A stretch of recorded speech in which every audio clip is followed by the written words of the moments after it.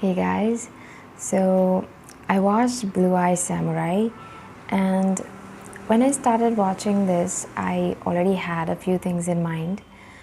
I know before I watch something, I usually keep my mind clear, but this time I admit I was a bit preoccupied. But anyway, let's get into the show. So, when I started watching this, I presumed that this is a samurai who is clearly in pursuit of some people in search of justice and revenge. And there is a big reason to why she is the way she is. So, the protagonist here is named Mizu.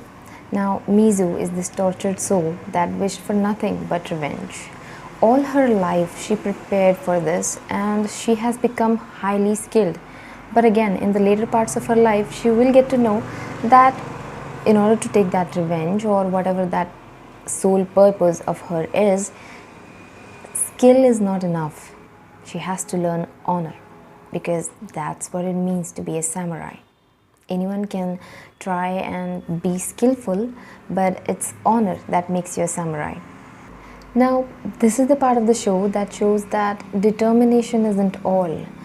You need to have courage and character in order to break free from those restraining beliefs and become something more. Now, there is another side of things with the princess. She has been sheltered and had everything to her liking. In fact, you can say that she's way too stubborn to take even one thing that isn't to her liking. But again, this is another misconception, another prison that one needs to break free from. It's not about things happening to your own liking. It's about doing the things that you deem fit, that you deem right. Having the courage to take it upon themselves to change the way of things, even if extremely uncomfortable, which is exactly why she had to incorporate a side of her that gets things done her own way.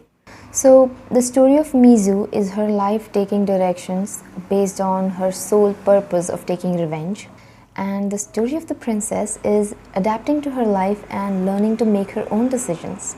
Mizu being the result of her past, and the princess seeking to break free from her own inhibitions. Mizu, after a life of pain and suffering, turning into a weapon of mass destruction, while the princess, having been born and brought up noble, can now see the shortcomings of having been sheltered. Both trying to find their own way in the world, motivated by their own reasons. Not accepting life as it is, rather facing them head on with a stubbornness that isn't too common. This similarity, yet the differences between the two, is exactly why I like the 5th episode so much.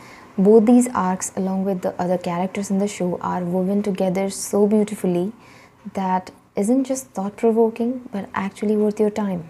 I mean, I'm really glad this is made in animation because I can't even imagine it getting close to it in live action. Because the action in this one is worth watching. This show is a clear and a brilliant example of a very important thing. And as I watched it, as I spent time with it, I actually realized just how important it is, yet always overlooked. The fact that anything pure rarely lasts. No matter what it is, a metal, an emotion, a human being, there has to be some amalgamation of the impurity, the dark side, because it can be the source of strength. Purity is rare and it doesn't last. In fact, purity is rare because it doesn't last. There are a few dialogues in this show that cut really close. You know, when I started watching this show, I hadn't imagined that I would like this so much. I really appreciate that this is not conventional. This is not just another samurai with honor and other stuff. Because that's not how real life is. Like I said before, there has to be some amalgamation of the impurity, the dark side, because the world we live in can be really cruel. The way the story moves forward seems so natural, which is again another way of saying that this has been created masterfully.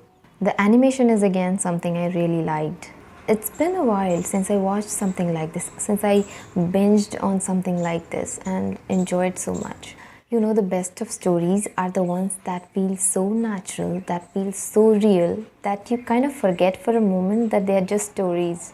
Stories that not only give you something to think about, but actually stay with you for long, sometimes as a lesson, sometimes as a feeling. this is actually a really good show, guys. I'm really looking forward to the next season. I really hope that the creators don't compromise on the content in any way because, you know, uh, I really like to know where their lives take them. It might seem weird because you'll be like, they will be exactly where the creators want them to be. But no, I want to see how these characters develop over time and where their lives take them in the most natural way possible. And not just these two, but other characters as well. They develop pretty well in the first season. So I would definitely want to know where their lives take them in the second one. When I finished watching this show, I was just wondering, a whole person, a whole personality isn't just one thing, but a complex blend of various things, some of which, in fact, most of which isn't even comprehensible. And when you dedicate yourself to a craft or anything worthwhile for that matter, it isn't possible without incorporating all aspects of you, because without it, it's just conflicts. So, yeah, it's a pretty good show, guys.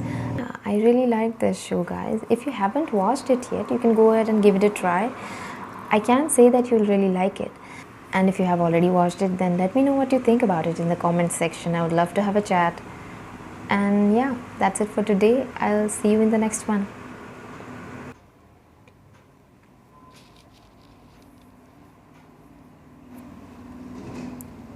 Oh. Okay. So the story of life. What's the story of life? The story of Mizu. See, that's how you do it.